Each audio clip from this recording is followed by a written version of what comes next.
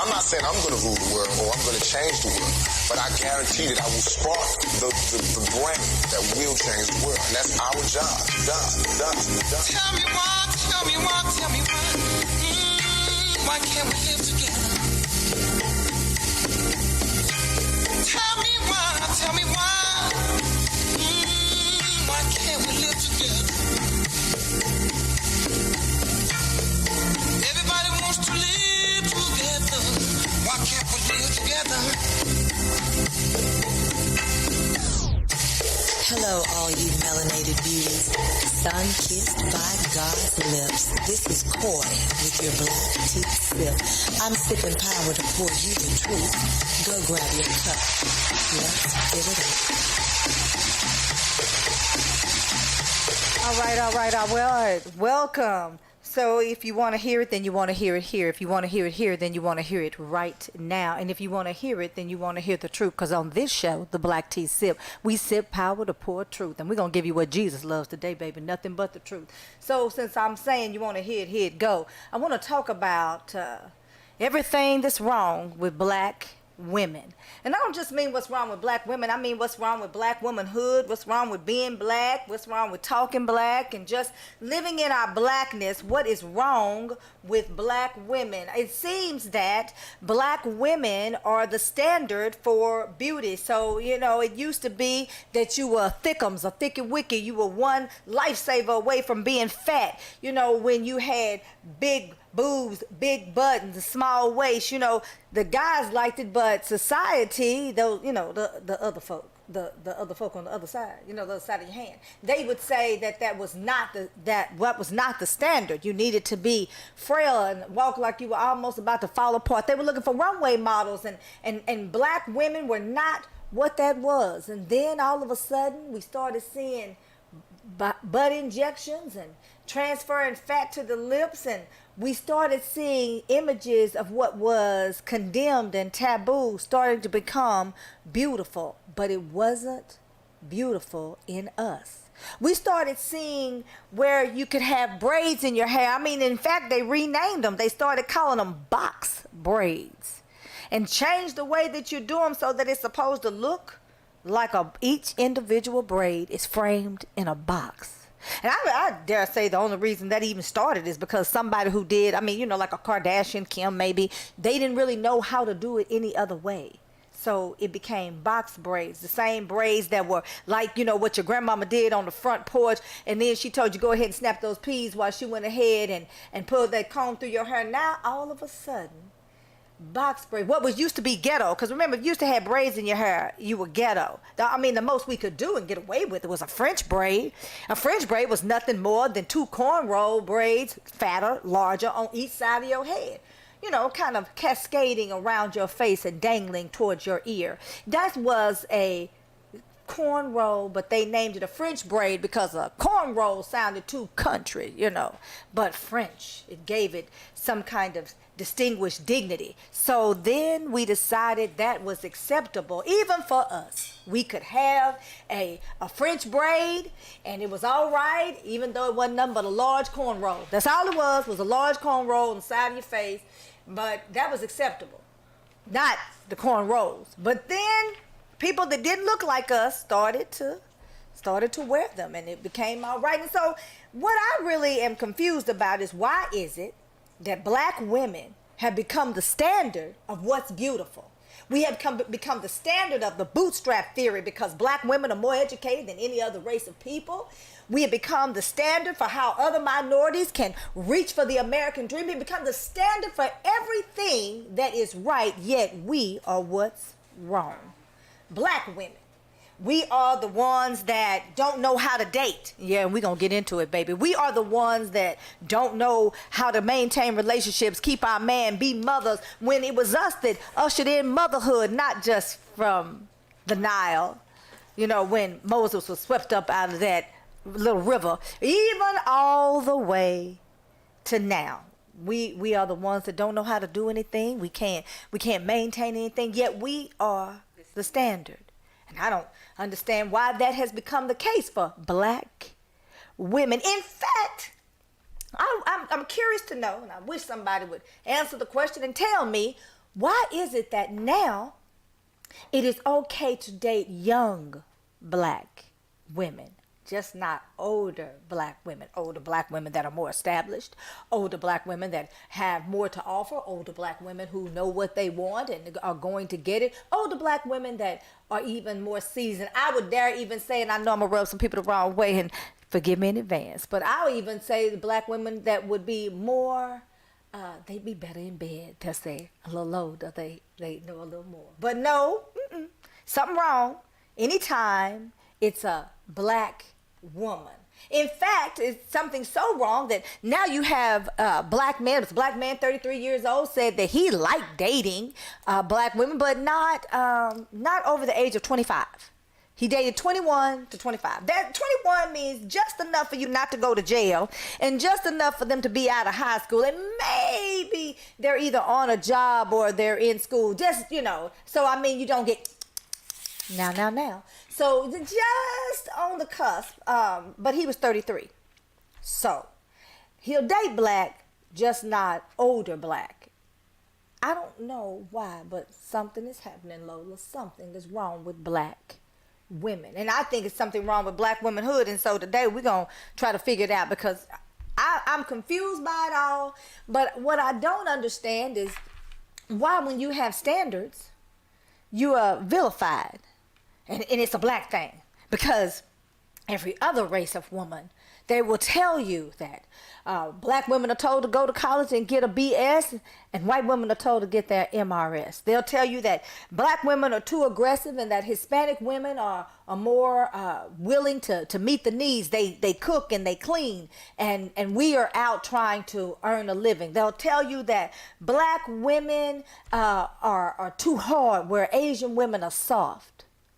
I'm confused how black women are making it at all, because everything is wrong with black women. So we're going to unpack that. We're going to take a quick break. We're going to get into Lola's Love Life. This is called With the Black Tea Sip. If you want to hear it, you want to hear it here. If you want to hear it here, then you want to hear it right now. And we ain't going to disappoint you, baby. It's going to be what Jesus loves today. In a minute.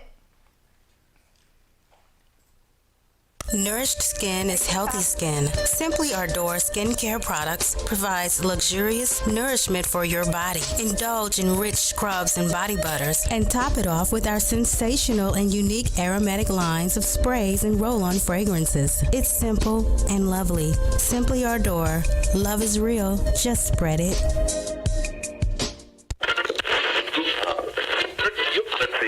Yeah, if you came to get some real music with a real vibe, then you came to the right spot. You know what it is. 99.9. It's DJ Candy Can. Here with Loose Cannons. Letting y'all know we about to do this like a fresh pair of Lokes on Easy E. Baseline shade. Let me put my shades on.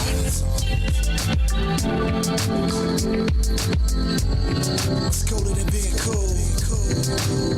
Ice, let me put my shades on. Yeah. It's cooler than being cool. Two frozen shades on. I guess you get what you asked for. You can't bullshit the matador. I see the sunset, I see the shore. To the core concrete, I go hard when it pours. When it rains, pain. Club a lane, no shame. Cock back game, bop gun, go pain. Top hat cane, come a bun, 2 chains. Looking like a Millie, having fun, Lil Wayne. I've been this way since I paid for my school grades. By the pool, sipping Kool-Aid. We shake in the finger waves. Play dates in the backseat, bitch, I'm on my cool J. Take pride in surviving the stakes as I take the ride. Just hoping don't no break supply. First to rise, I want the whole cake, the pie. The lights are blinding, hold up, let me put my shades on.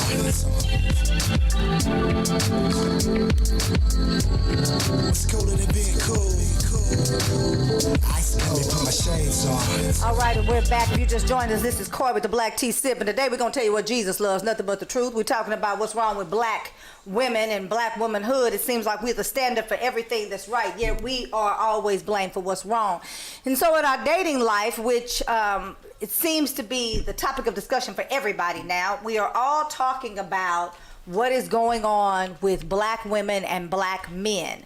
And I know personally, I have some clips out on TikTok and Instagram, and I can tell you they come from me. They try to tell me I don't know what I'm talking about. Come for you. They try to, mostly black men, but not all. We got some brothers out there with some sense. You know, their mama taught them something. And so, you know, when I make statements about being a mama's boy, that seemed to really hit home. They didn't like that too much. You know, the mama's boys are the same men that are going around talking about I don't date. I don't date women over a certain age. Let me tell you what's so peculiar about that. I can understand dating age appropriate. If you are 40 years old and you decide you don't want to date someone that's, I don't know, 29, I can respect that. 30. You decide you don't want to date. Yeah, you know, you say, well, no, that's not, you know, I'm 40. My age range is going to be, I don't know, 37 to 45. Right, you know, so we say, okay, that's age appropriate. Doesn't mean she can't date someone younger. It just means that these are her boundaries, right? She doesn't want to date someone that's a lot younger. But it seems that a lot of black men seem to think it's something wrong when you say, well, wait a minute, black men are dating you 50 years old and you dating a girl that's 25. You're old enough to be her father. Now you're telling me, oh, well, a man has to be able to perform for a 25-year-old. She don't know what she's doing. She just out here. She just doing the do. She don't have a lot of standards at 25. Because you don't know a lot at 25. I mean, well, I guess now you get porn on Twitter. So, I mean, I guess you could get you a little girl that's practicing to be a porn star. And y'all could, you know, try that out maybe. But for the most part, she doesn't know what she's doing at 25. She's not asking for a lot at 25. No. Other than a bag. You know, she wants the Instagram check box. Certified. Yes. She wants to be Instagram certified. Right, and then she wants the artifacts, the Louis Vuitton Neverfull and the Gucci watch, the Chanel shoes. You know, those things that seem to be tangible that she thinks that measure up to success, and she's not able to provide it for herself. So really what she's looking for is a sugar daddy. They don't want to own that part, Lola. They don't want to be honest about if she's 25 and she's dating you at 50, she's not only got daddy issues because her father was, you know, if she has a relationship with her father, he's not necessarily cool with a 50-year-old man because he's probably his age, dating his daughter, because we all know what that is. And so it seems that what we have here is a lack of accountability.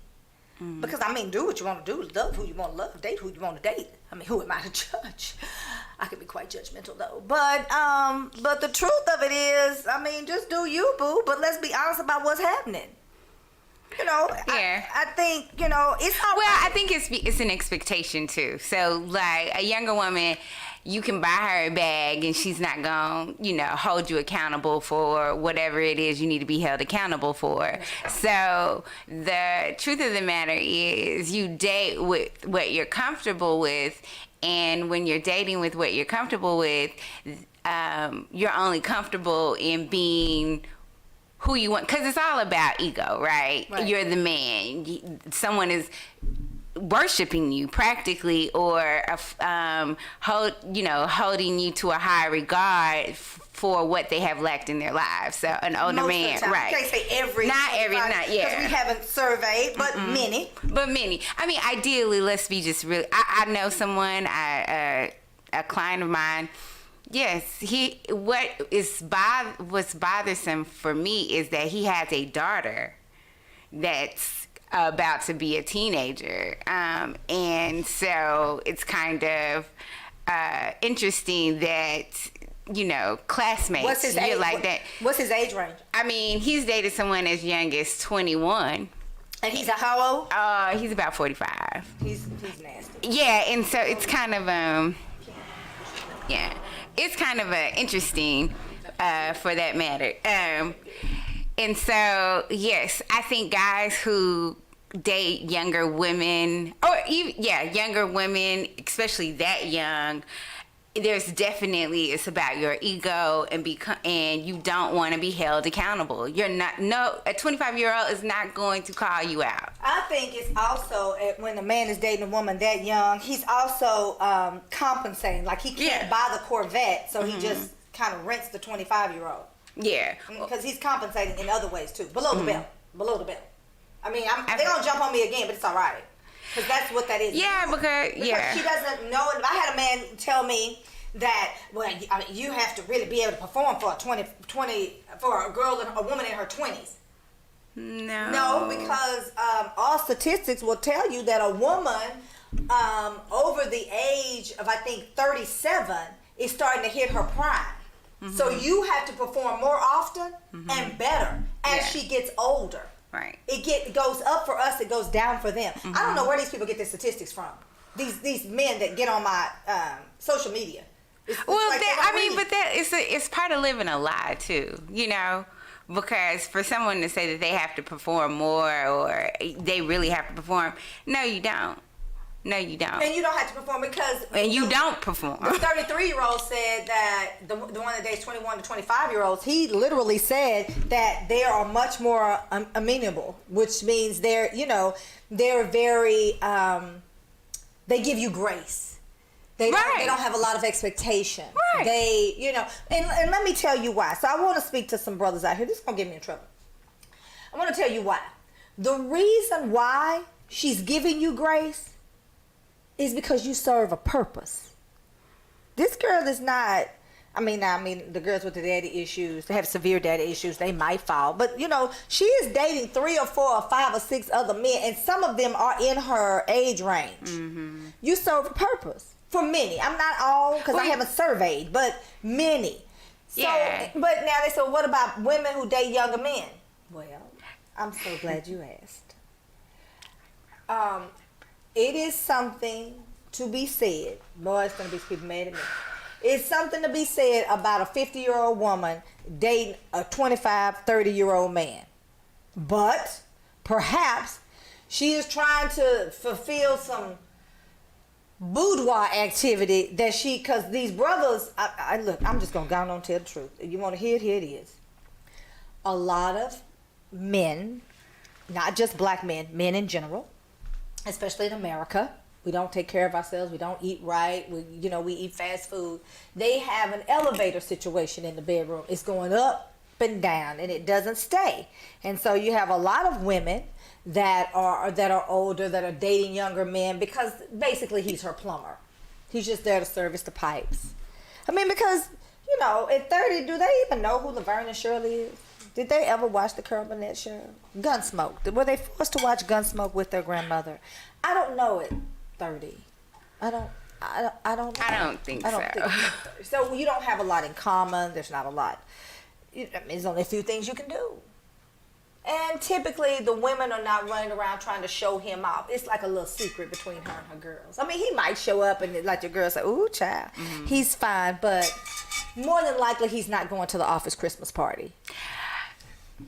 I'm 40. I've gone on some dates with some younger men, like 10 years younger. And I will say, there's a lot more fun. But because they want to go out. They want to go out, and I think they want to. What makes it fun? Yeah, they want to go out. They're kind of more adventurous. It's like they've hit adulthood, and I'm talking about 30s, not 20s, but they've just hit adulthood, so they're feeling like they have all this maturity to that now they know themselves and all these things. And of course, you're thinking there's so much more to learn, but it has been fun. It is fun. I don't know, like you said, I don't know how serious you can take the relationship because they are younger. There are some expectations I have, there are some expectations they have, and so that plays a part.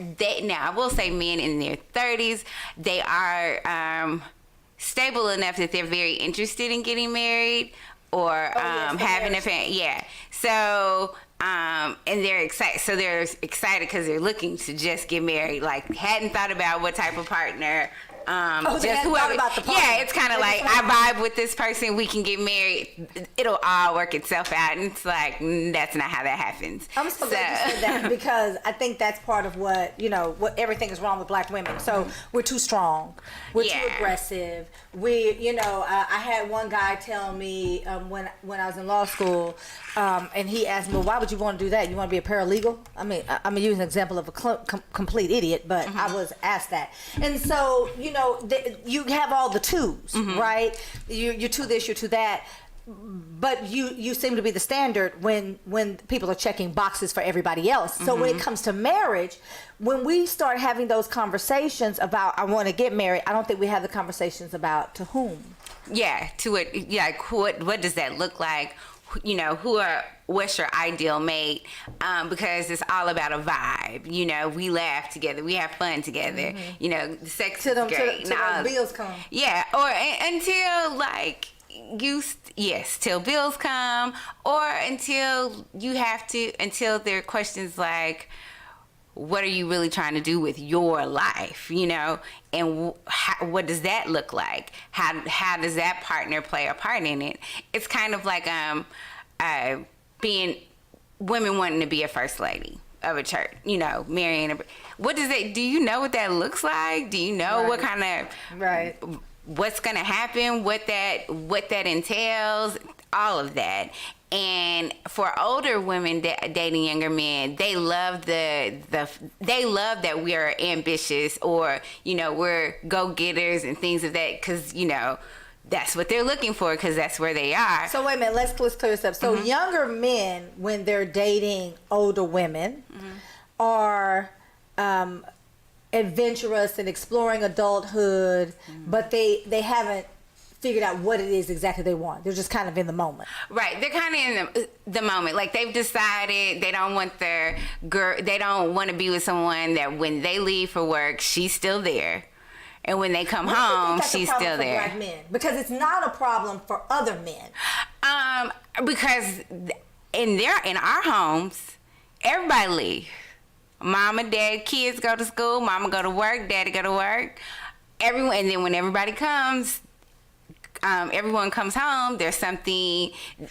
Everyone is kind of bringing something to the table. It's not just Is that really the case, though? I mean, when we talk about, because I remember when I was a stay-at-home mom after having my children, and we had a conversation, my husband and I.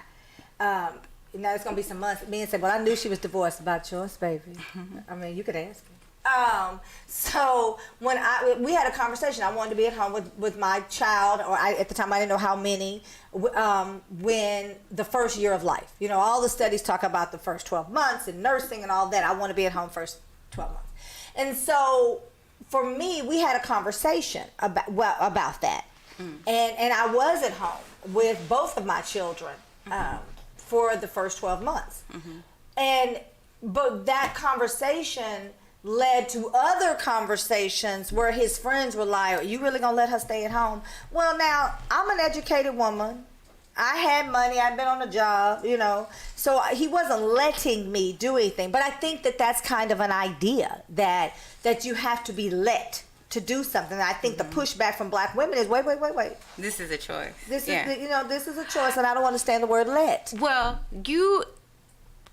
for one, the difference is you're not, you decided to stay home with your children and raise them, which is twice as hard as any job you're going to be on, right? Because I feel like my brain turned to mashed potatoes. I think for me, in my experience with dating younger men who have, ex-girlfriends, there's no children involved. Like, they're just girlfriend and boyfriend who live together, and there's only one person coming in and out of the home that's working, and the other one is just there.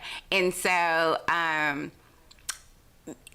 ideally it starts with I remember I went out with this guy. This was like 2 months ago, and the guy said his ex was trying to pursue a makeup line.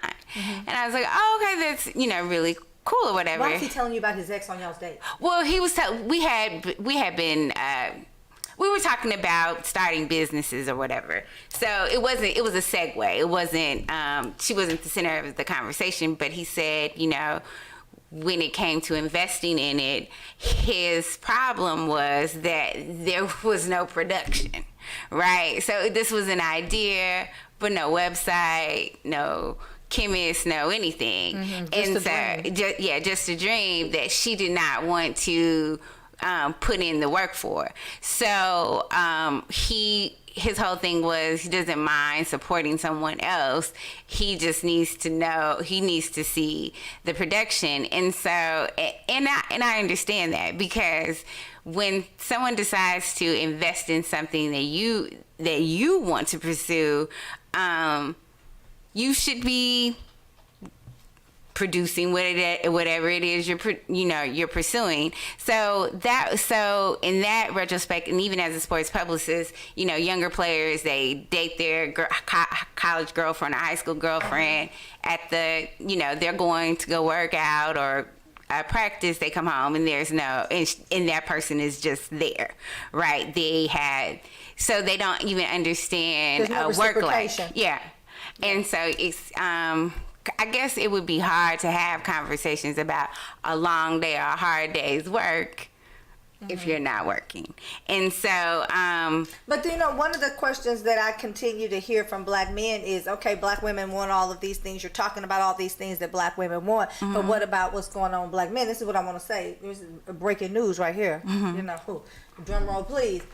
If your man is working a 12-hour shift, even if you go to work and you pulling a 9 to 5 and he's working 12 hours, you should have something cooked for him. I know of a guy who went home, he had worked like 13 hours and he got home and there was nothing. You know, smells, house just smelled like house. Yeah.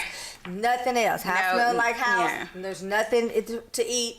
And she made him a sandwich and he threw it up against the wall. And he went, you know, got him something to eat and called a couple of people and met them. And ultimately that relationship broke up. You know, now she was wondering why.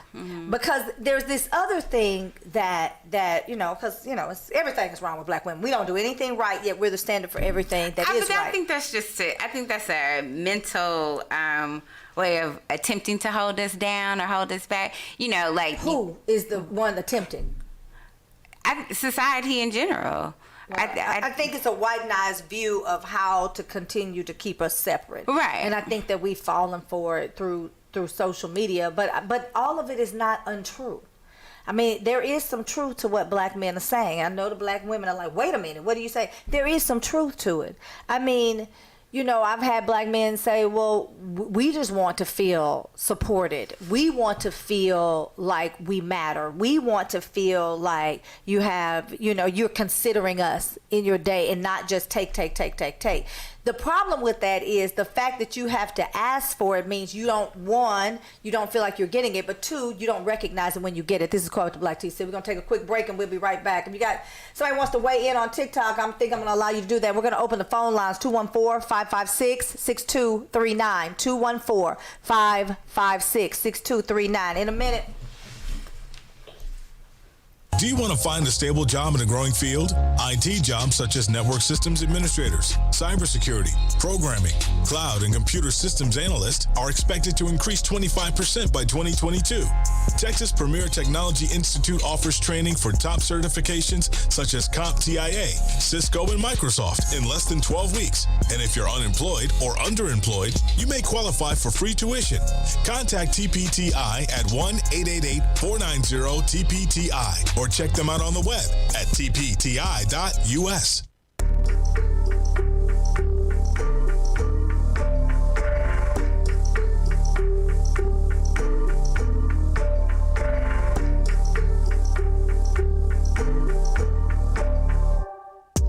Got Louis on my eyes, you got them days. Took you a whole year to bounce back. Took me a couple days. You hitting licks, I'm getting rich. I'm hitting C-notes. Watch what you say, I got a pick. I can show you what he know. He can do tricks, he with the shit. Do what I tell him to. If he get at you, I plead the fifth. I didn't tell him to. I hit the block, The block was hot, I had to drop the top. Remember the name, never forget the face. I'm coming back. Won't now, go get your phone now. Yeah. Won't now, go get your phone now. You should've watched me shine. Look like I hit the lotto. I be on my grind, bitches think I hit the lotto. You should've watched me shine. Look like I hit the lotto. Bitches think I'm lying. Nah, I ain't hit the lotto. Oh, now, go get your phone now, cause I'm in a zone now. This is my town. Turn off the lights now, cause I'm shutting shit down. Send the shots to all my haters.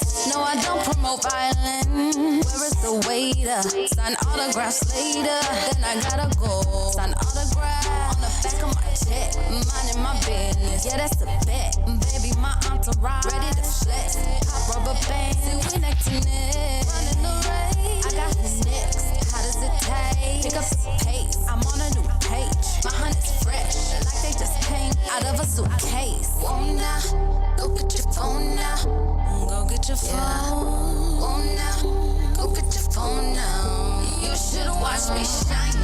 Look like I hit the lotto.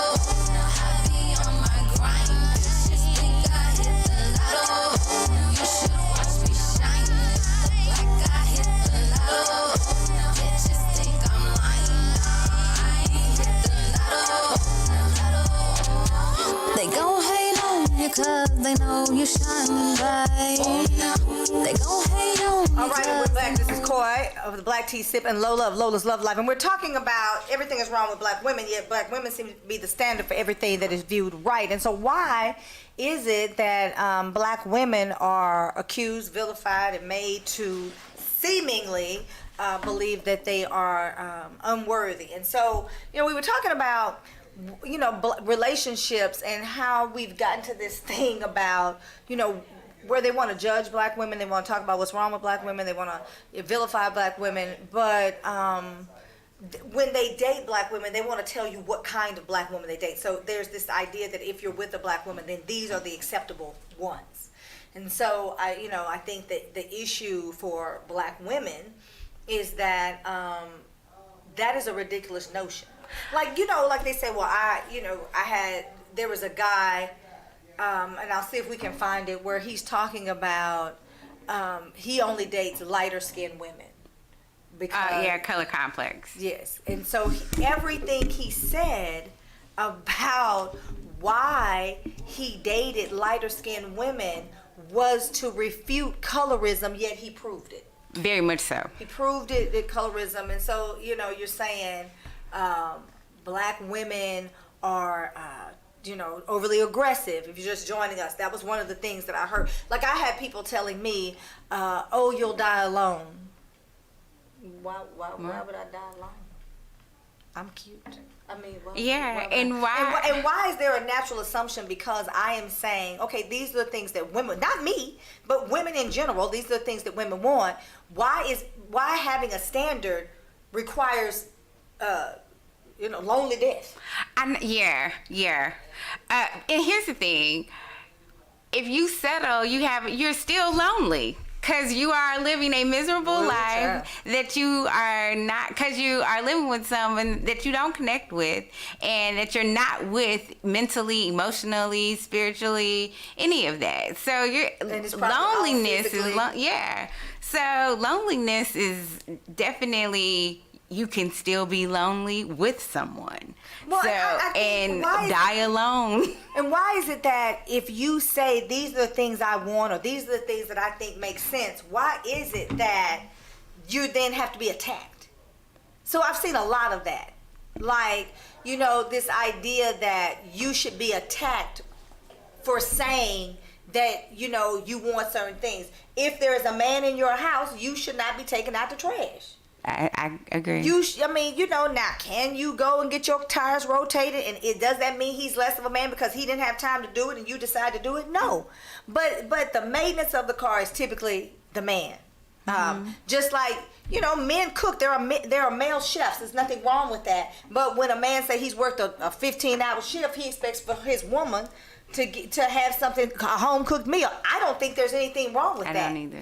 I think if he works on the GM's assembly line and he's working 13, 14 hours a day, is nothing wrong with getting his clothes together so the man have clean up and go back to work. I don't know why. Give him everything he needs so he can be productive at work and bring, Now, if she's saying, well, wait a minute, I work 12 hours too, and, and I need some help, I understand that.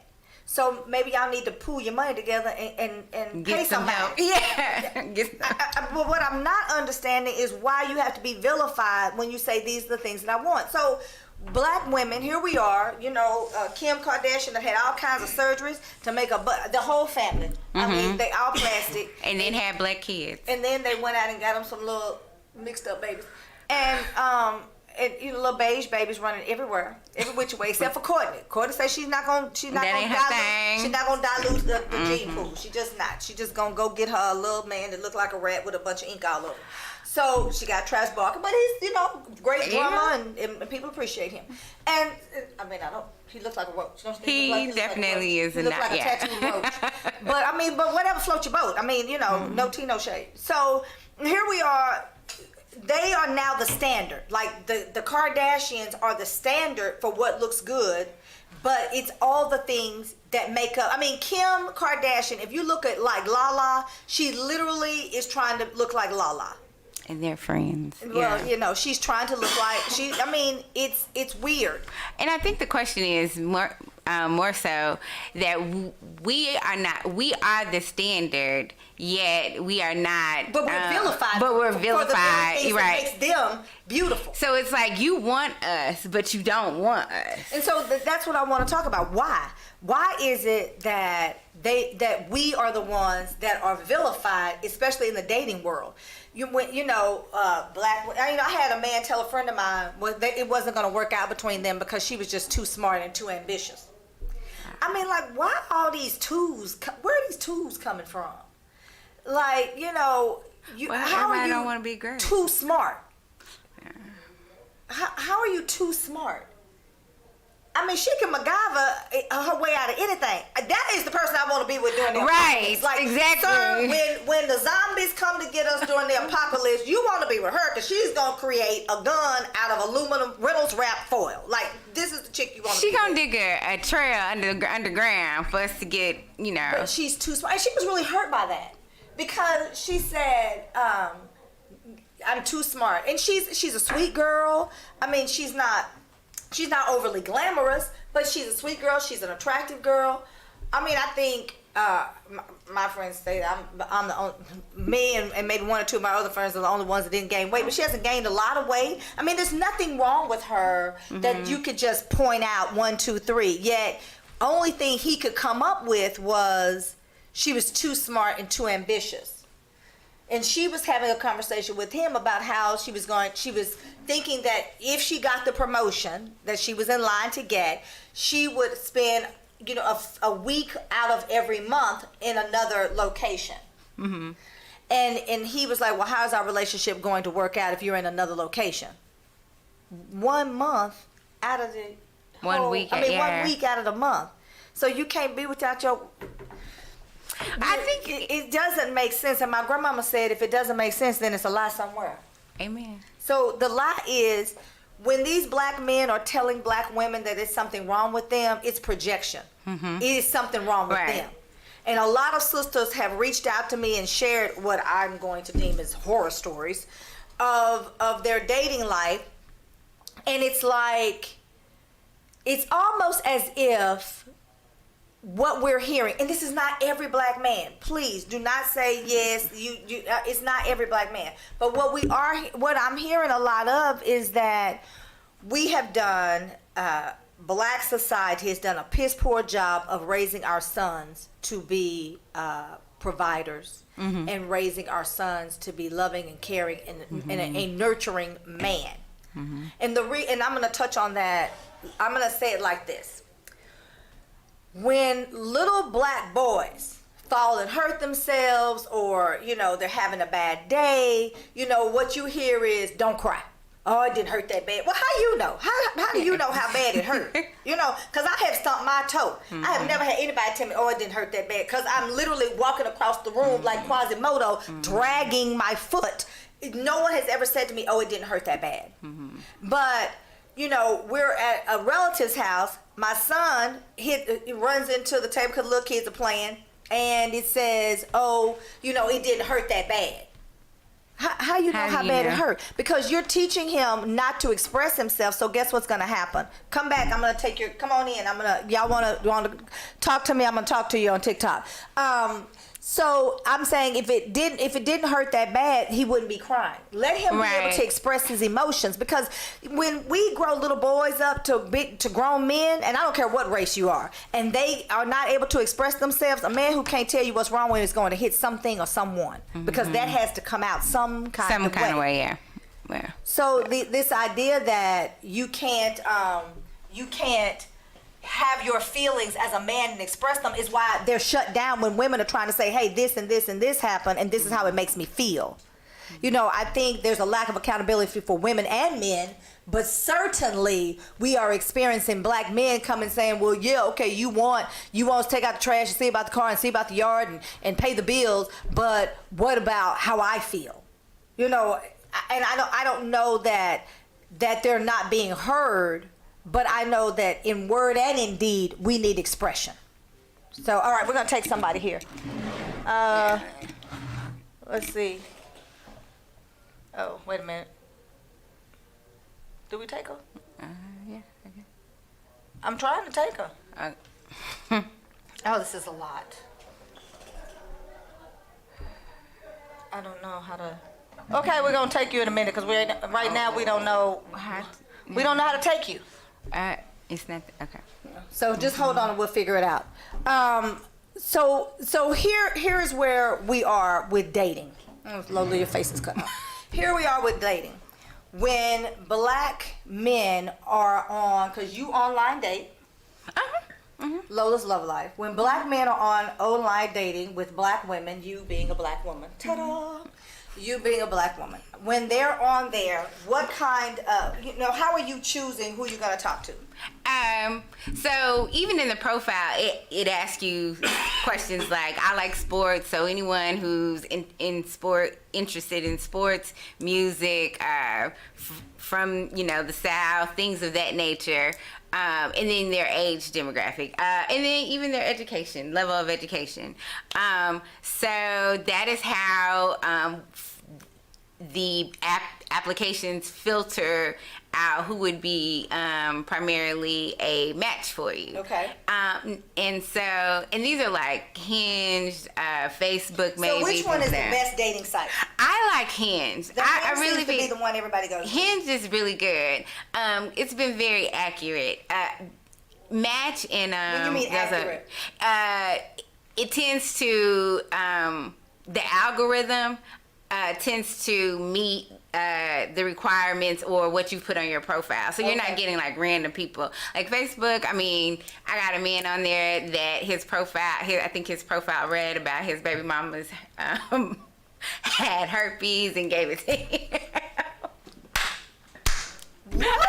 Yes. And he is not here. Do we need to do a show what to put on your dating profile? Oh, God, yes. Because, you can see it. And his baby mama. Oh, yeah. Him herpes. So she cheated on him, gave him herpes, left him with some water and paint rinse off. And then he thought he would tell. So that was his way of saying, if you date me, know that I have herpes. And yeah, basically, it was a lot. It was a lot. And I'm thinking, but I do remember thinking, what about this man in my algorithm said that this was okay? Like, what about it? Mark Zuckerberg and the Facebook people don't like black people. So Hinge actually kind of puts you ideally with people that, like, I've been on really good dates with people from Hinge. And they follow up with you. So they're like, hey, have you all been out yet? Things of that nature. Okay. Just to make sure that the conversation is going on. So does Hinge have a way, like you say, yes, we went on a date? Do they ask you how the person behaved, or do they? I mean, no. They don't get that personal. Now I think like Match.com, which is a very intense profile. Like I just don't have time to put all of that information in to, link me with someone, and then I don't want to pay that kind of money. And I heard Match is not really good it's not a good match for us. No, I don't think so. I don't think so at all. I don't think that their app is good at all. It's more detailed, and I mean, I know people who have met people on there, but I don't think so. But Hinge has been really good. Okay. And then, Tinder is still out there. It's just very young. I thought Tinder was just to hook up. No, I actually know people who have met people and gotten married from, hooking up on Tinder. So, so those are the two things. Plenty Fish in the Sea is definitely a hookup site. You will meet all kind of weirdos. But Hinge has been the most effective. Plenty Fish in the Sea, that's an app. Plenty of Fish, that's what it's called. Plenty of Fish. Plenty of you Fish. You just added the in the sea. Yeah, because I'm like... Okay. But, so that is relatively how that works. And the thing is, I will say this, as a single woman dating online, I do appreciate people who put it right out there, like I have herpes? Not herpes, but okay. I have my oldest daughter is graduating from college. Therefore, I'm not interested in having any more kids. That is like, I will send this message saying, I really appreciate that. Like that lets you know right off the rip, they're probably interested, but they are not trying to have kids. And respectfully, so they've raised theirs. It puts, like, if they're looking for a long term, or if they're just looking to hang out, to get to know each other, those are pretty cool too. And you may meet some really legit people. I know on Hinge. On Hinge. Okay. Now. So what are they saying in their profile that makes you? I mean, I know you're saying you think it's compatible. They like sports, but then when you talk to them, how does it go after you say, oh, this person is checking these boxes? Because I had someone say, well, they only are looking at me for the physical when I'm online dating. That's all they're looking at. But that's all they're looking for when they meet you in person. Yeah, nobody meets somebody and thinks, ooh. It's the Cosby Show, and it's like, oh, he's got a lot of keys, or he's got a lot of pens. I bet he's smart. That does not happen. No, everybody's looking at the physical. Yeah, so but that's what you see at first, and men are visual people. But women are too. Yeah, we are too. We are too. We can't just keep saying men. Women are visual as well. A woman, it looks at a man, and she doesn't think to herself, oh, I bet he had a 4.0 GPA in college. That is not what she's looking at. She's either looking at he's rocking this bald head, or his head is shaped funny. Yeah. Like, oh, his head is shaped like a milk dud. I'm not into milk duds. Like, you're looking at the physical attributes, and it's not just men, it is women.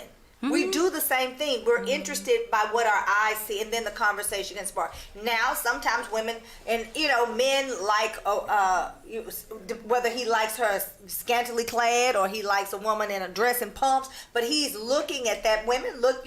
We've all said the man who has you look at his shoes and his watch. Yeah.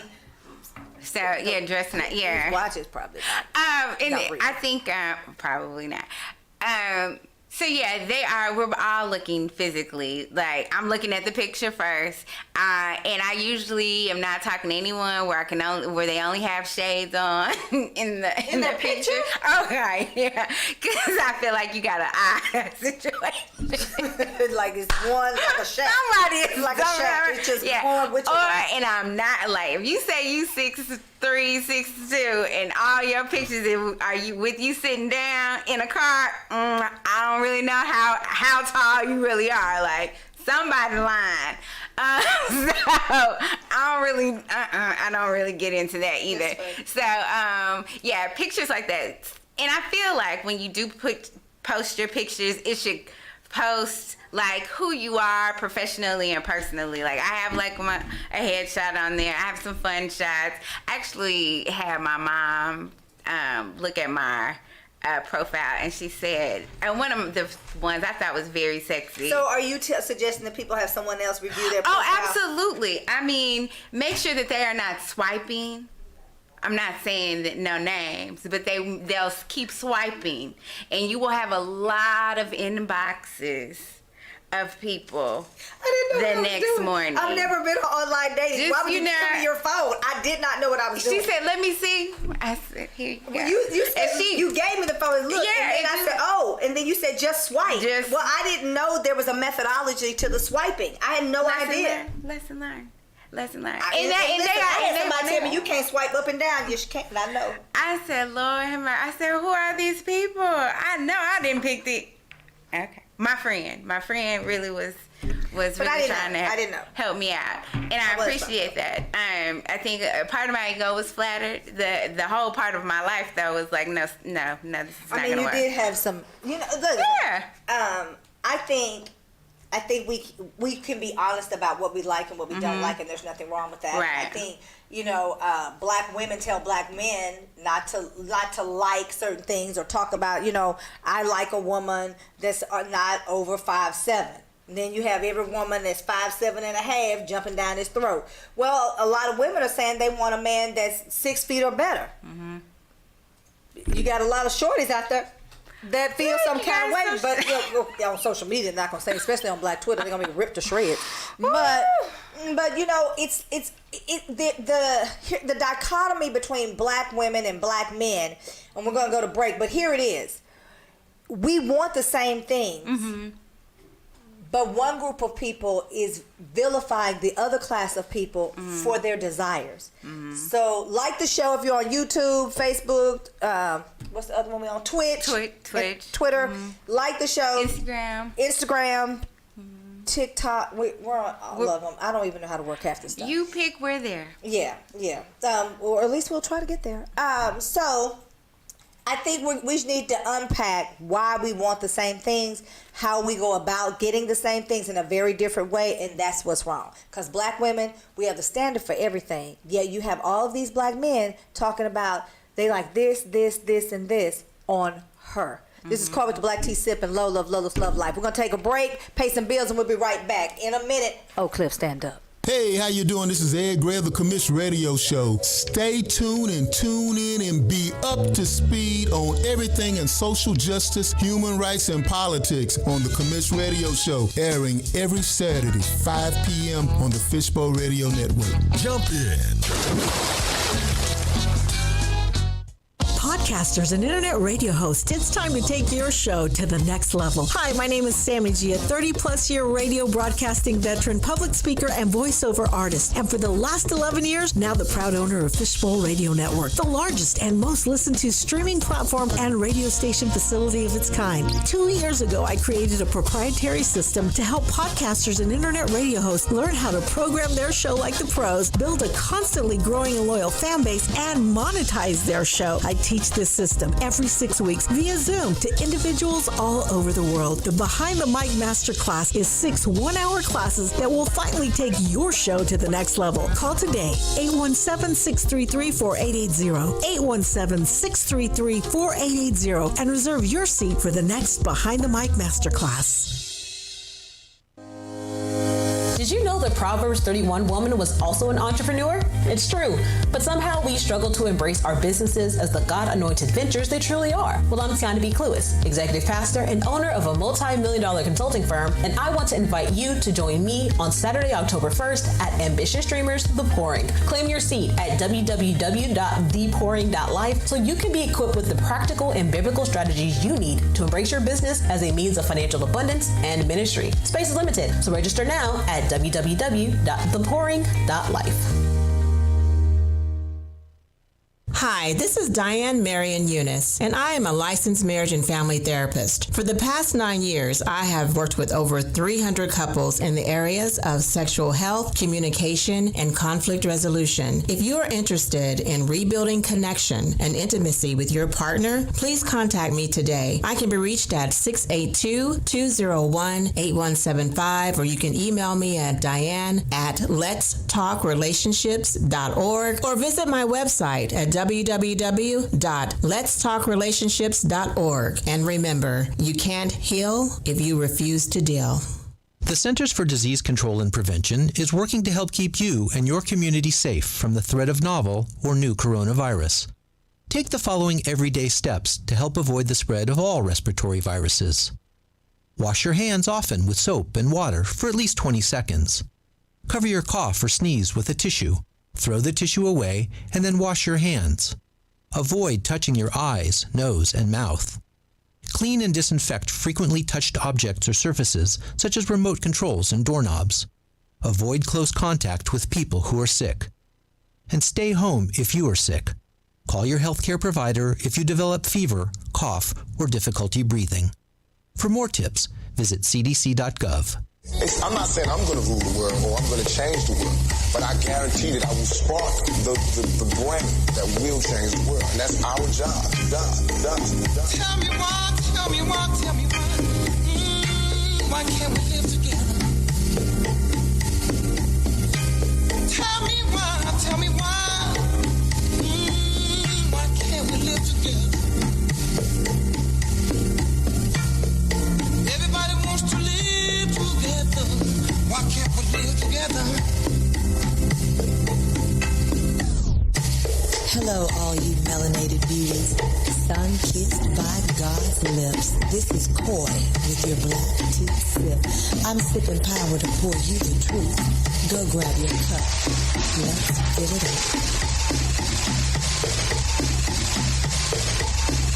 up. All right, and this is Coy with the black tea sip. We are back. If you're just joining us for the second hour, the 12 o'clock hour, we want to let you know if you want to hear it, then you want to hear it right here. And if you want to hear it right here, you want to hear it right now.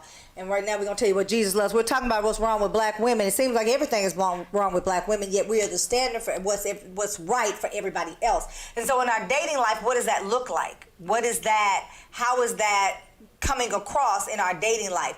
And so, I'm hearing a lot. People are DMing me and sending me messages, and I'm hearing a lot of angst and trepidation from a lot of people. But it seems that we want the same things. Black men and black women actually want the same things. But not from each other. Which is so strange.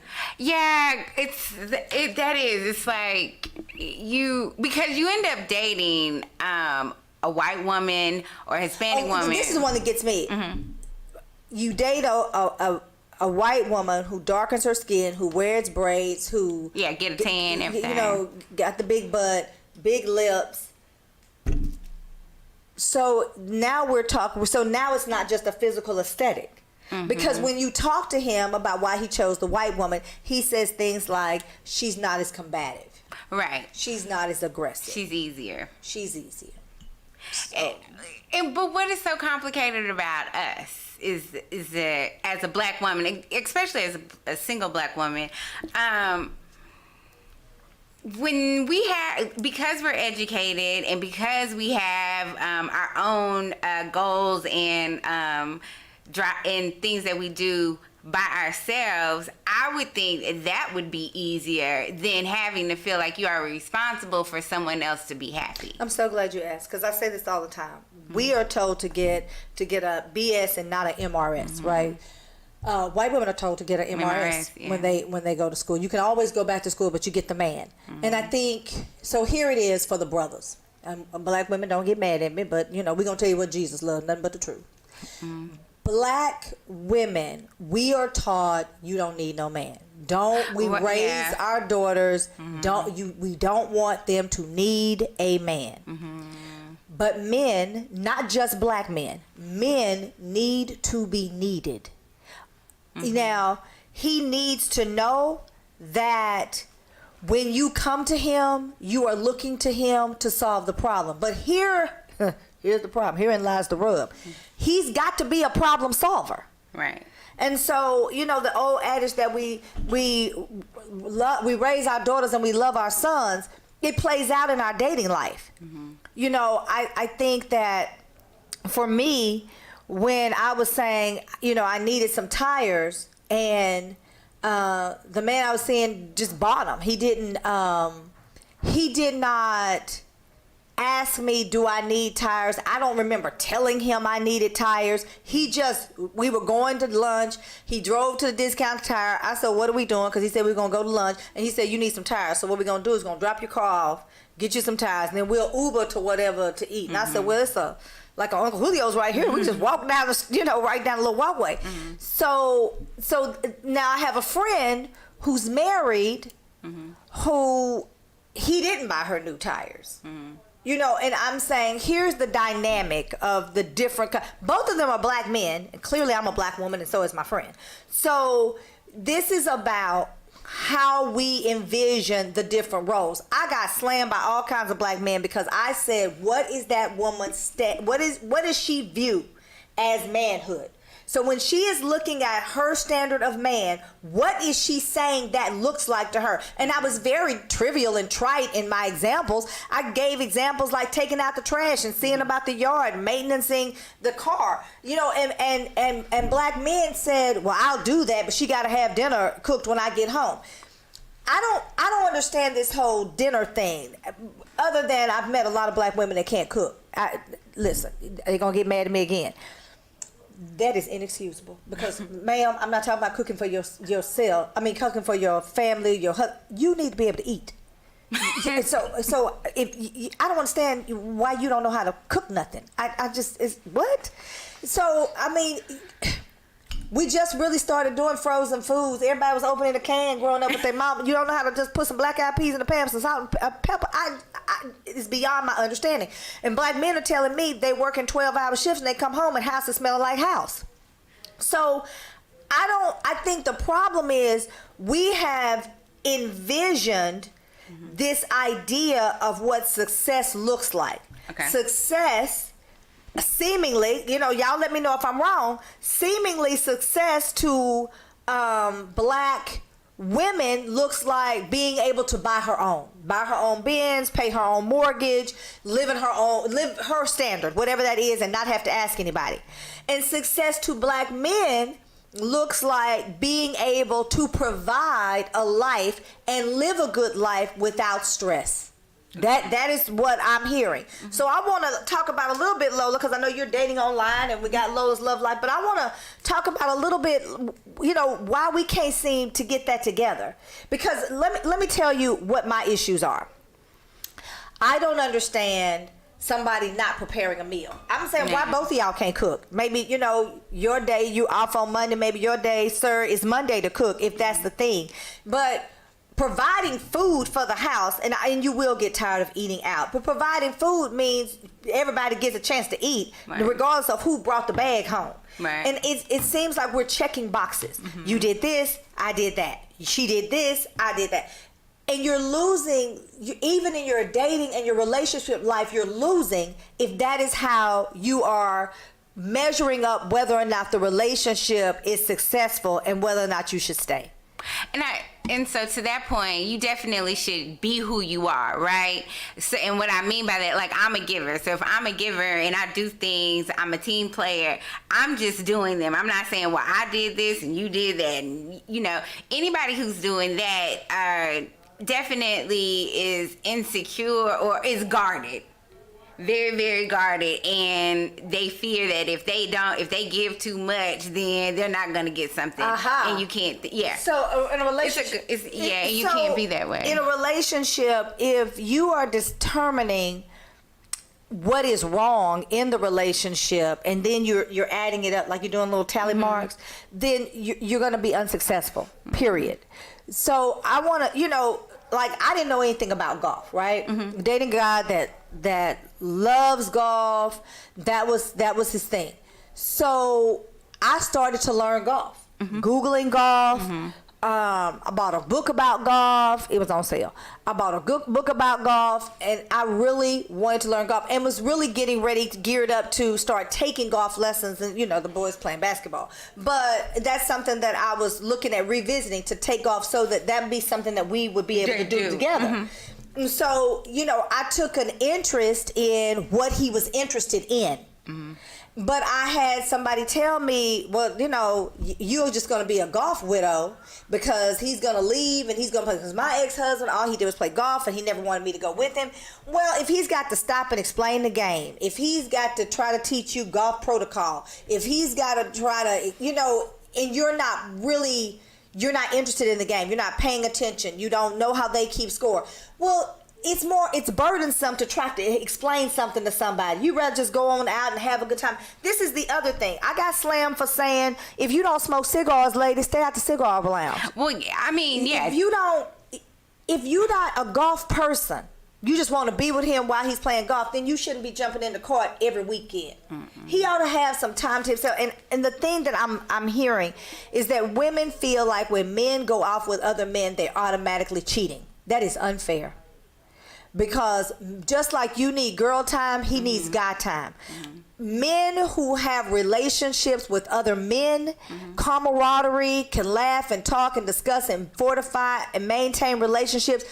That is a man that's going to be able to fortify a relationship with the woman that he seems to be jiving with. Right. So if he doesn't have an opportunity to go out and be with his friends without you complaining and fussing, and now you leaving me with the kids and blah blah blah, he's not going to want to stay. Right. He has to be able to go out, enjoy himself with his friends, and then come home to you. I know girls that say they don't want their man to go to a strip club. Well, personally, I don't care. I mean, but that kind of stuff. It's less work when he get home. Honestly, it's less work when he gets home. I don't mind going to the strip club, though. Different strokes for different folks. I know women that would not step foot in a strip club, and I respect that. Mm-hmm. I get it. The problem is you trying to create what you want for him, right? And then you want to know why the relationship is breaking down. That's why. When we are trying to we're trying to set boundaries in our relationships, and I understand that, and I think you should. But the boundary should not be what he can and cannot do. Remember I was telling you about my line sister had a really good friend, and the girl was talking about, and he better not come in the house after, I think she said midnight, but 11 o'clock. She gave a ridiculous time. And she was like, he knows he better not do that. And she was just going on and on and on. And I said, well, how old is your son? And she said, my son? Yeah. And I said, yeah, your son. She said, she gave me an answer. And then she said, why would you ask me about my son? And I said, well, you said you won't let him come in, and you were giving him a curfew. She said, girl, I'm not talking about my son. I'm talking about my husband. Your what? Yeah. Somebody who gets up and goes to work every day has a curfew? Mm-hmm. This is what they're talking about when they say too strong, too aggressive, too combative. And I know black women are about to jump on me, but the truth is you cannot set curfews for black men. You can say to him that you think staying out past a certain time is disrespectful, and you can tell him why you think it's disrespectful, and I don't think there's anything wrong with that. I mean, those of us that grew up in the South know it ain't nothing but legs open past 2 o'clock. Legs. However, there's plenty of restaurants that are open. I'm just saying. I mean, this is a different time. I mean, something open past legs. So, to that end, I think we need to have conversations about interpretation of communication, and I want to talk about that. We got some people that want to get on. We're gonna let y'all get on. I can't see the name because I don't have my glasses on. Yeah. No, it won't work. We trying to get you on, but it won't let us. Oh, it said invite sent. Sorry.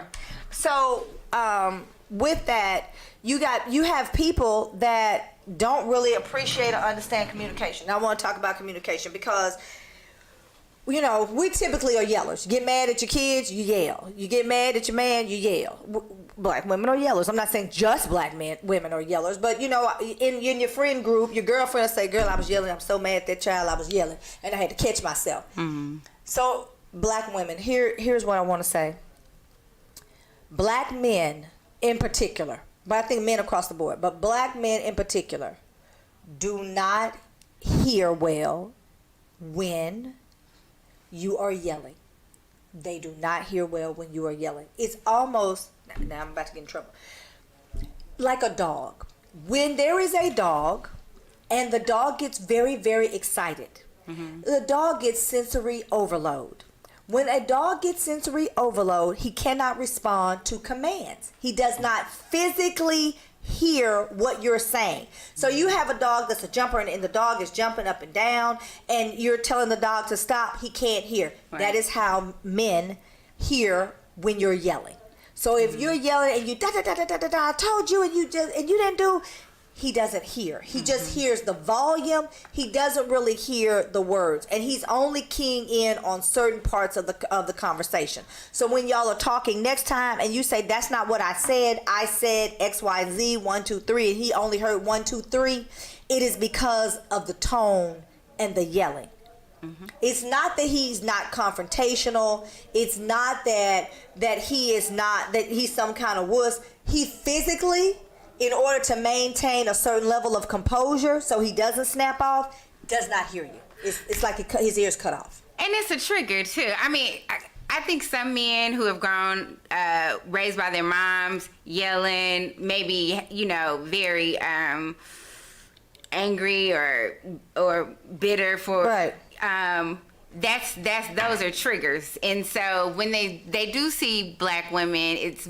in dating, they know that they're strong and they know they can do it all because they've seen their mom do it. They raised them. However, it's, do I want to live with that too? And so, right. and when you think about it, and like you said, yelling, yeah, they're gonna shut down. It's a trigger. They have to keep their composure just to maintain right. a level of good sense and not, knock the hell out of us or whatever. And so. Those are some things, I mean, definitely we as a culture have to really figure out, because I do know quite a few black men who are hesitant of dating black women. It has a lot to do with how their mom was. They love their mom, they respect their mom, she is their world. But they don't want to. I had a guy tell me, who only dates black women and has never dated any other race. He told me about his mother and father's divorce. He said, my dad was just tired of dealing with my mama's sugar, honey, and iced tea. He was tired of dealing with her shit. I had another guy tell me that he went to college and he got a letter from his dad saying, this is my new address. He was just waiting for him to graduate high school and get to college, and then he wrote him and told him that he was no longer with the mom. And his statement to me was, my dad just couldn't deal with my mama no more. Both men love their mothers, and both men only date black women, but we have had very serious conversations about what that looks like. And I am not coming against black women. I am a black woman. Absolutely. I love my sisters. I believe that sometimes you don't straighten the crown, you put a crown on her head. But we need to be honest about the way we are functioning in our relationships. I know for me, I can oftentimes get really angry and I'm very analytical, so I can pick it apart. But when I know that it is important to be heard, I lower my voice and I speak softly. But my goal is to get my points out, because sometimes when you are talking to someone else, it's not even for them, it's for you. Like, you need to get it off of you, but you have to have an effective way to do that in our relationships. Because I don't think that black men are completely all right, and that they're in a space where we should not hold them accountable, or they haven't done anything wrong. Right. Because we got them all over social media where black men are talking crazy. Reckless. Just, feloniously talking out here about black women and what we do as a collective and a whole. And listen, we are if there's any group of people, we as black women are certainly multifaceted. For the guys who don't want to date, that date outside the race, I'm gonna be honest with you, I don't understand that. Because a black woman comes in every color, shape, size, creed. You get the black women that are docile. You get the black women that are power to the people. You get the black woman that's nurturing and a mother. You get the black woman that's a go-getter. So to me, that's a cop-out. But love who you want to love. I mean, because we also love environmentally. If you grew up, I have some cousins that grew up in on the what we would call on the white side of town, and that's who they dated. I think their mama should have sent them to the black church and let them get the black girlfriend. But definitely need balance. Yeah. But they dated environmentally. So when we're trying to unpack and figure out what's going on, I think we need some self-actualization. Like, I can sit back and say, okay, well, that didn't go well because I did this, and this. I know from my own personal experience, there have been times where I probably overreacted. Because you react to the stimulus. Like, you're hurt and you're angry. And so there have been times I've just gotten off the phone. I'd be like, you know what, we need to talk later. And you get off the phone because you can say something that you can't pull back. Right. And the idea that men do not hurt is ridiculous. And there's a lot of walking wounded out there. We got to take a break. This is Corey with the Black Tea Sip and Lola's Love Life. We're going to come right back. I want to talk about communication styles. In a minute, Cliff, stand up. Nourished skin is healthy skin. Simply Ardor skincare products provides luxurious nourishment for your body. Indulge in rich scrubs and body butters, and top it off with our sensational and unique aromatic lines of sprays and roll-on fragrances. It's simple and lovely. Simply Ardor. Love is real. Just spread it. I've been waiting to share my love for such a long, long time. And the thought of loving you, it makes me smile. But I must be sure that this is really worth my while. Can I trust that you will always make me feel amazing? Baby, your love's contagious. We love the stages. This love we're making is fire. I take hits to go higher. Loaded up, just one kiss, I misfire. Run, I saw Cupid with a gun. We make music and use it when it comes. We didn't choose it, but prove we get it done. The mood is setting for the sun. So baby, have a little fun. Gorgeous, Miss Flawless, ruler of the queendom. Truly knows what it takes to help and build a kingdom. Fly as a mother, but the lady stay grounded. Her ass ain't the only thing that be well-rounded. Strength of flow, Evans, dope is Miss Huxtable. The lady that you don't mind giving your loving to. You deserve a toast. Can I have this first dance? Met 3 times, I feel it's my last. Can I be your Ozzy brother? You my sister's sledge. Arousing my mental, baby, giving me head. Over your head, eyes above your breast. First order of business, praise and respect. Your grind is an art, hardly duplicated. Vivid as Van Gogh, Rembrandt can't paint it. Take me to new floors. Thank you for the elevate, pushing me higher. Thank you for the levitate. And this is more than a dedication. Sacred love is a celebration. This is made for when you feel you can't make it. I'll build a safe haven, a place you can run when it's raining. I'll come when it's raining. Baby, keep a lookout for the sun. And maybe we can stay forever young and play forever until the morning. Love without wanting. So many never know where we from. But I promise if you hold on, things will get better. Be strong. You never have to go at it alone. I know that it's a lot of temptation, a lot of trouble out there. But I swear that I'll be here when you get home. So baby, take the long way. Let your light shine, let your song play. Gonna speak your mind, lemonade, go Beyonce. I love your innocence, I give the world to you one day. Wake up every morning, pray for you, then I say amazing, baby, your love's contagious. We love the stages, this love we're making is fire. I take hits to go higher. Loaded up, just one kiss, I misfire. And I saw Cupid with a gun. We make music and use it when it comes. We didn't choose it, but prove we get it done. The mood is setting, so it's the sun. So baby, have a little fun. I like how you make me feel like this love could be so real. You and me could have some fun. Will I be the only one? I've been waiting to share my love for such a long, long time. And the thought of love. All right, and we're back. This is Corey with the Black Tea Sip. If you're just joining us, we're talking about what's wrong with black women, although they seem to be what's right for everybody else. Every other race of woman is checking our boxes and getting accolades while they're condemning us. And we want to talk about why. Why is that happening to us? And so Lola brought up a good point on the break. She said, I think a lot of times communication will sabotage a relationship. And I think that's a valid point. Very much so.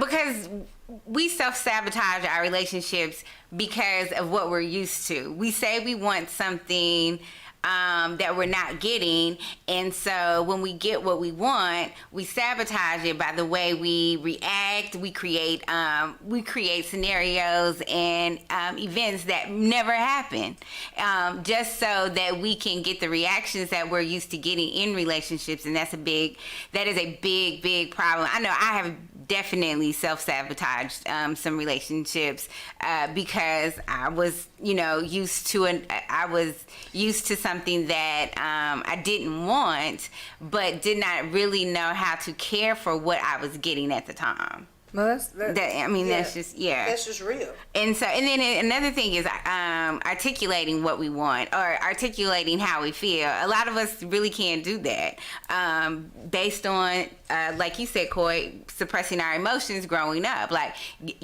stop crying, shut up, or whatever the case may be. We ain't got time to deal with that. You gotta move on. Dismissive. And you can, my mom, love you, Mom. I was very frustrated after a meeting this week, and I called her and I was crying, and she was like, well, what do we do next? And I'm like, I don't know. I've got to process this. But and I realized then, like, her whole thing is, okay, you got to get over it to move on, and you do, but you have to process it to see. That's the thing about relationships. Everybody needs time to work through their emotions. Mm-hmm. And I know I'm guilty of this. Mm-hmm. If it was something going on between me and the person I was dating, and I get over things quickly. Mm-hmm. And I've been told I just don't process that fast. And something happened between me and one of my girlfriends, and so much time went by, and then she came to me and she was like, we need to talk, and I miss your friendship. And for me, I was like, no, this is not what this can be, because I am not ready to have this conversation. I'm not prepared. And when she sent me a text message, I waited 48 hours before I responded to the text.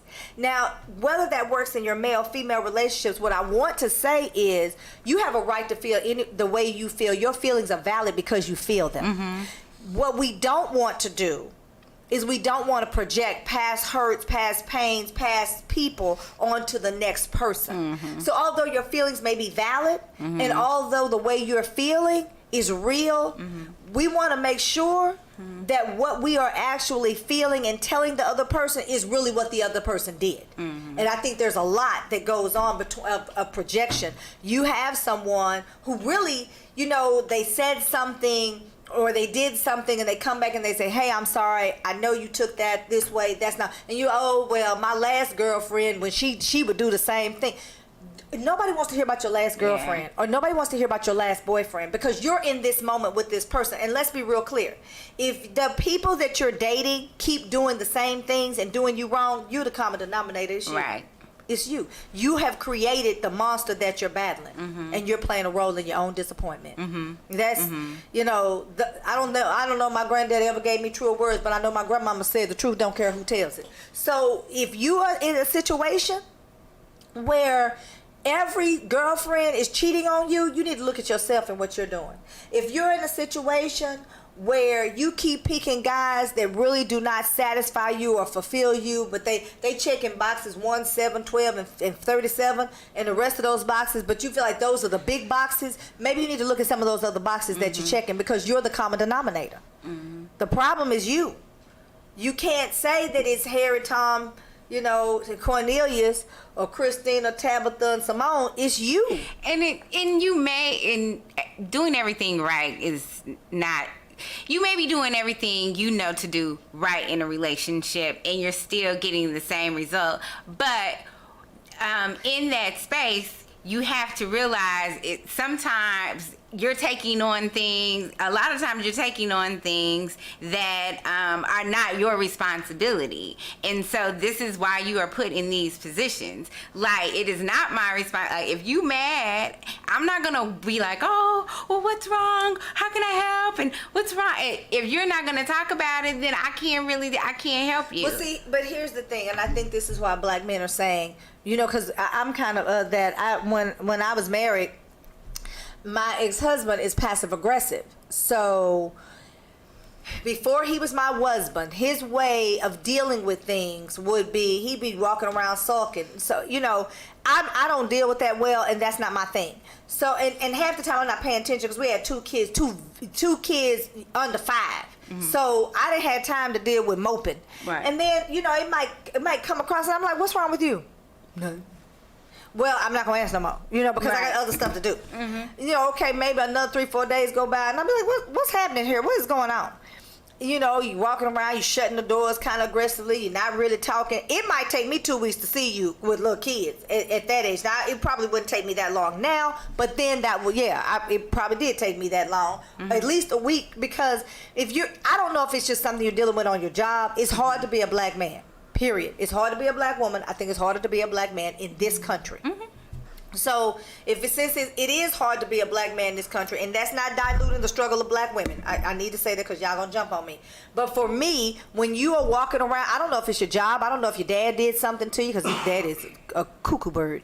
And I mean, really, Lola, you laugh, but his dad is ticky ticky boom boom.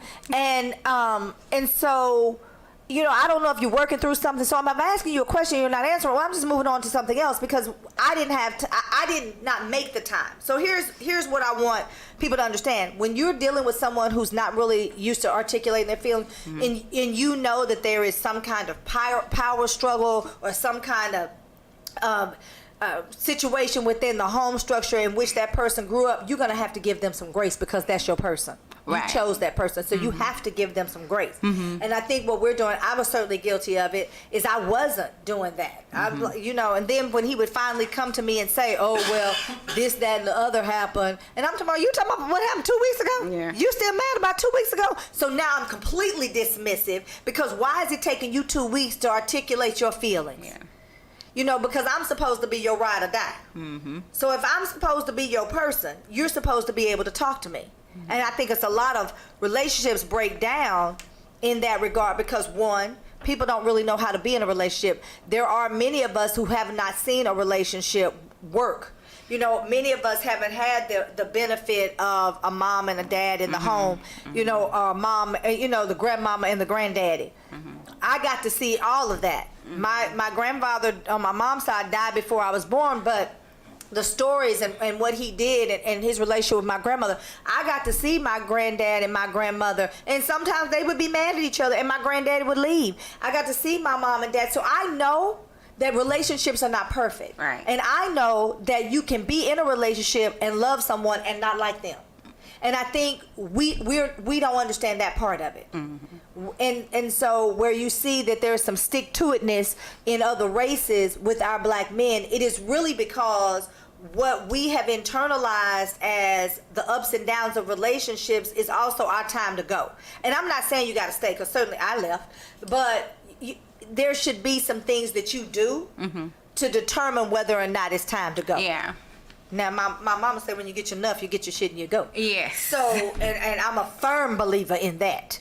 But I think we are not doing well in relationships. And it's not really black women, but that's the focus of this show. As I'm not just saying, because it's white women hitting me up saying they're not doing well either. I mean, I don't know. I don't tell you. I mean, I don't know. I'm not a related. I can't relate to them. Well, use your white privilege and go get your man. I mean, I don't know to tell you, but I definitely feel like, yes, giving grace. If you feel like the relationship you're in is worth sticking it out, you know, stick it out.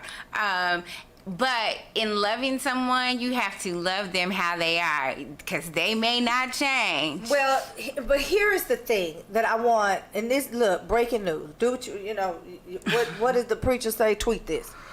You have to love me my way. You can't love me your way, because that's not love. Right. So if you are loving me your way, then those are your expectations for me, and then you are now putting your expectations on me, and you're telling me not to look a gift horse in the mouth. And when people say don't look a gift horse in the mouth, historically what they would do is they would pull the horse's lips up so they could look at the gum line to see how old they were.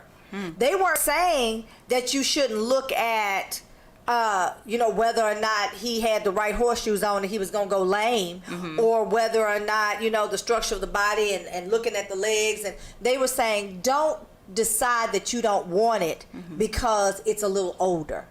Which brings me back to our original 11 o'clock point.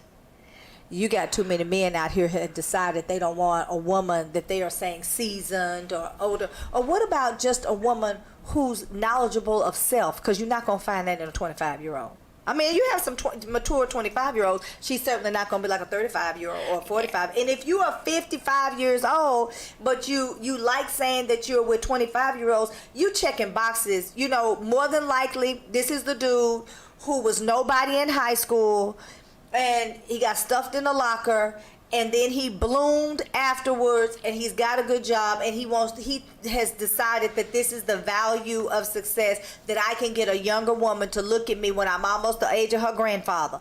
That is what you're saying. So, sir, you can be mad at me all you want to, but the truth doesn't care who tells it. If you are out here at 55 and you are dating someone 30 years younger than you, do what you want to do. Love who you want to love. But don't say we're not right about your gaps and your deficiencies and how you're trying to fill them. We're going to take a break. Hold your thought. We'll be right back. This is Call with the Black Tea Sip. I don't care, nanny, nanny, boo, boo. I'm going to say it. Do you want to find a stable job in a growing field? IT jobs such as network systems administrators, cybersecurity, programming, cloud, and computer systems analysts are expected to increase 25% by 2022. Texas Premier Technology Institute offers training for top certifications such as CompTIA, Cisco, and Microsoft in less than 12 weeks. And if you're unemployed or underemployed, you may qualify for free tuition. Contact TPTI at 1-888-490-TPTI or check them out on the web at tpti.us.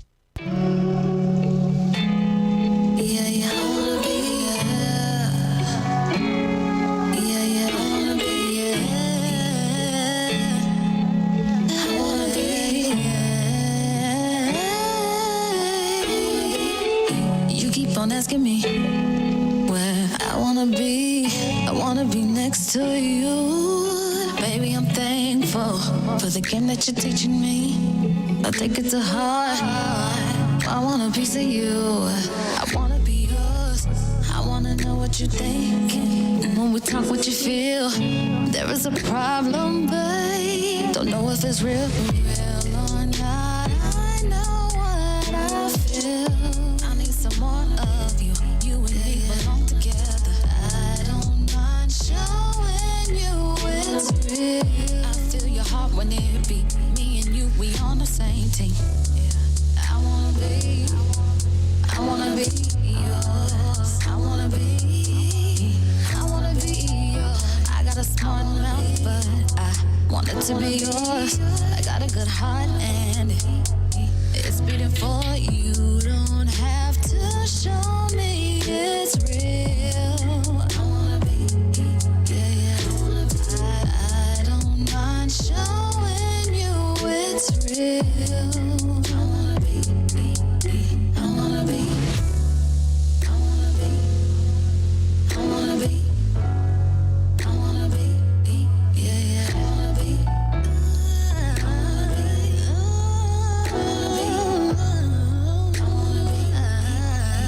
wanna be, don't think I don't know this. I love how you glowing up. You taught me the basics about diamonds and snakes. Timing is precious and it's better to wait. Tick tock, baby, I'm listening. I wanna know more. Don't wanna be your apprentice. I wanna be yours. I'm ready to jump in the deep end now. Baby, I'm sure you got that high dollar. All right, and we're back. This is Call with the Black Tea Sip and Lola of Lola's Love Life. And Lola just brought up a point. She said, we don't care. So this is for all the brothers out there. We do not care if we're just dating, you're dating other women. Yeah, like if you're casually dating, we don't mind that, because we are too. The problem is Some sloppy. don't mind Yeah, it. so yeah. I mean, you you got gonna some- find out you who's got some honest ticky and boom who's booms out not. there. Yeah. If you're saying, hey, I'm just casually dating, just want to get to know people, that's fine. But don't get sloppy. It's like customer service. I know they got to attend to other customers, but you can't attend to them until you finish with me. Ooh. So when my time is my time, I want my time. Don't start splitting it and calling and Because here's the real thing, Lola. you got to start like you want to finish. Right. So if you started with me and every Friday is my day, you can't up and decide. You can add, but you can't take away. So you can't decide you're going to move me around on Thursday because this girl is off on Friday. No. You have to do something else with her. Because you have decided that Friday is my day. Let me help you, brothers. Let me give y'all something. Let me give this to you because I believe in nuggets, gems of wisdom and pearls to get you through the day.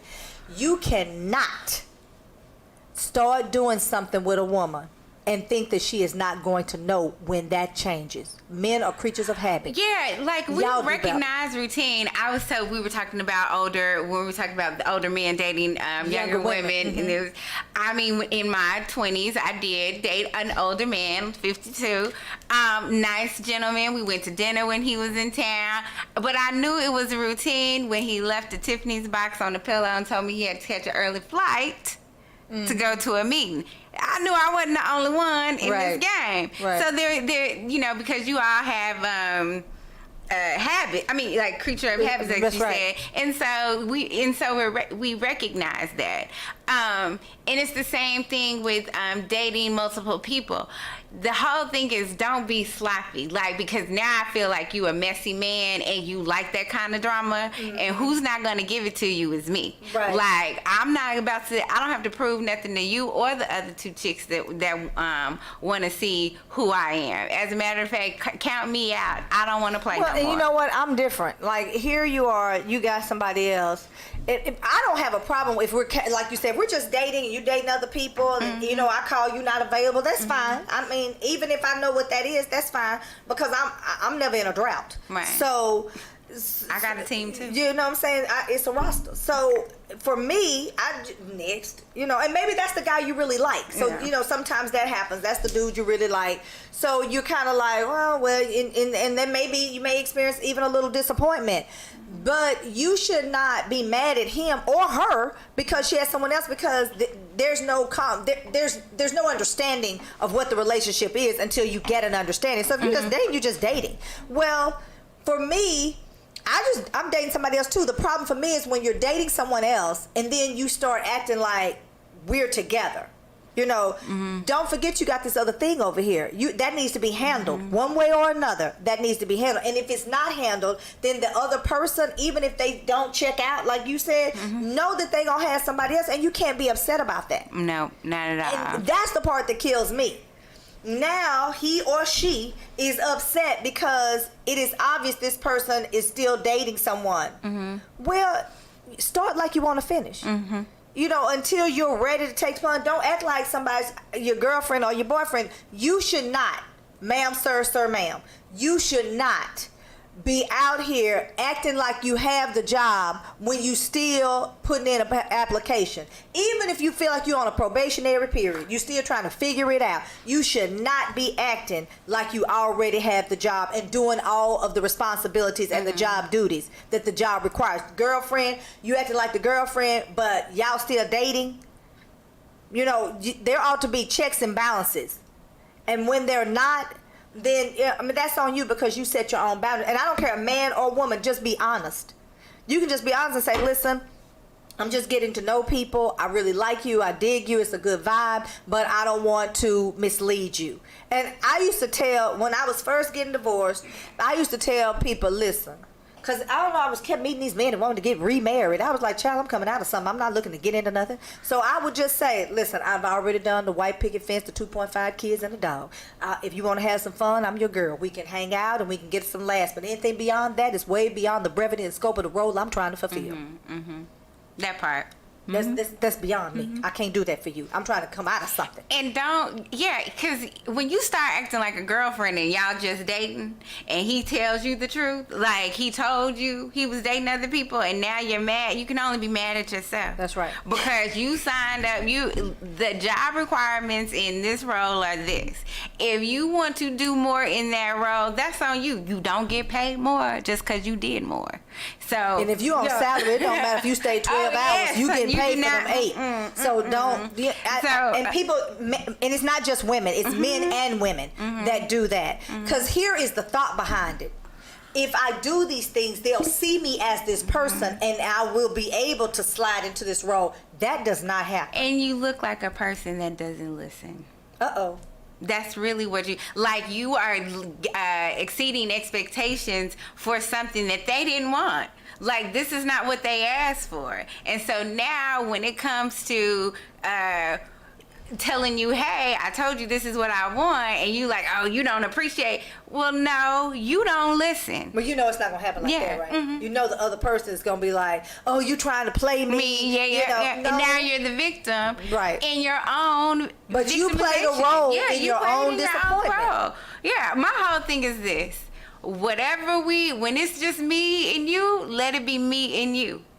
And that's it. When I'm gone, I don't know what happens, and I shouldn't know. Shouldn't ask. And you shouldn't ask, and I don't want to know. I'm not gonna tell you what. I'm gonna say this: please stop asking people what their body count is. That is the dumbest thing in the world. Yeah, like you don't need to know. Anybody with any sense is not gonna tell the truth.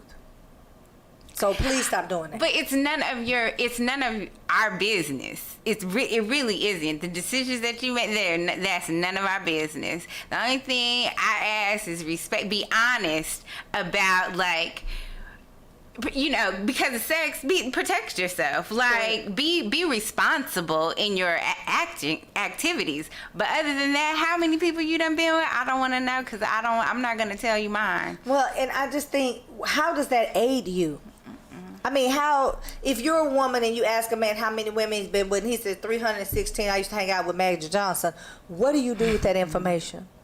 Do you go find him? I mean, do you think that he's going to be fantastic because he's been with 316 women, and then when you get with him after 316 women and he's lousy, you just became number 317? And you know it. I mean, that's all you can tell is what number you are if you're asking those kind of questions. That's retarded. And your oh, I'm sorry. We're not supposed to say that anymore. It's not politically correct. Well, yes. I mean, when you decide to sleep with someone, it shouldn't be because they haven't slept with as many people or they've slept with so many people. Like, that doesn't make any sense. Like, I mean, I never thought about the more people you slept with, the better you'll be good. Probably not. You probably slept with multiple people in one night because you couldn't keep up with the first one you had. I don't know if that's so. Is that how you? That's. I really do feel like you just keep going till you figure it out. Yeah. Mm-hmm. Okay. Well, so we're coming up on the closing. So I'm going to share a little story. When I was in law school in Florida, I dated a guy who played professional football, and I would sometimes go to the practices. And I was in school, so I didn't go to all of them. And usually after I got out of school and he was at home, we would link up and go eat and hang out or whatever when I could. Sometimes I had stuff going on. He had stuff going on. All right, so I go to the practice, and there is a white girl there, and we kind of met around the same time. And so she would be there at every practice, and her words to me were she was going to watch him and make sure no other floozy, her word not mine, was showing up. And I was thinking to myself, you can't be with him all the time. So when I get there, she says to me, this other girl was here, and she says she comes when you're not here. And she said, you haven't been here in a while. Well, no, I was busy. I was in law school. Well, and I had friends. So she goes on to tell me, and she says it just like this. So this is what I want you to capture. What's that lady say? Catch this dance. Catch this dance. So here's what she said. She said, you all are very different than we are. You and all. My head turned around like the Exorcist. And she said, when I first started dating him, he would only call me on Tuesday evenings. She said, and I made up my mind right then that I was his Tuesday girl, but I would one day become the Thursday girl. She said, I wasn't interested in being a Wednesday girl, but Thursday girl, Friday girl. She said, because what I knew is Thursday and Friday was going to lead to the weekend. She said, but let me tell you what I've noticed black women do. She said, black women tend, if you come and you can't make it and you see somebody else here, you don't come back. You're angry. She said, if I know somebody else is here, I start coming more, not less. Now, what this girl was giving me was game, but I found it offensive. And she told me, she said, because eventually I stopped being the Tuesday girl. And she said, because at the time he had a girlfriend and she was a nurse and they lived together. So Tuesday was a night that she had to go to work. She said, but then she also had to go to work on Thursdays and Fridays and Saturdays and some Sundays she was off. So I made up my mind that I was going to pick up those other days. Now, I knew it was somebody else in those other slots, but I didn't care because, now these are my words, not hers. A girlfriend's like a cold and you can get rid of her. And so what she did was she stayed in the game. She stayed, but she became the Tuesday girl, then the Thursday girl, then the Saturday girl, because then she did pick up a shift, and eventually she moved that woman right on out the house. Oh, wow. And she became his wife. I'm saying this to all my sisters out here. Stop giving up so easily. Yes. Stop getting mad because it didn't quite look like what you thought it should have looked like, because nobody is perfect and men do mess up. We do too. I think sometimes what we need to do is be really honest about how we're feeling, and we're not doing a good job at that. And so the reason that what's wrong with black women is what's right with everybody else is we are so busy trying not to be disrespected, we can often be disrespectful. This is Coy with the Black Tea Sip. We're going to see you next week, same bat time, same bat channel. Love, peace, and hair grease. And we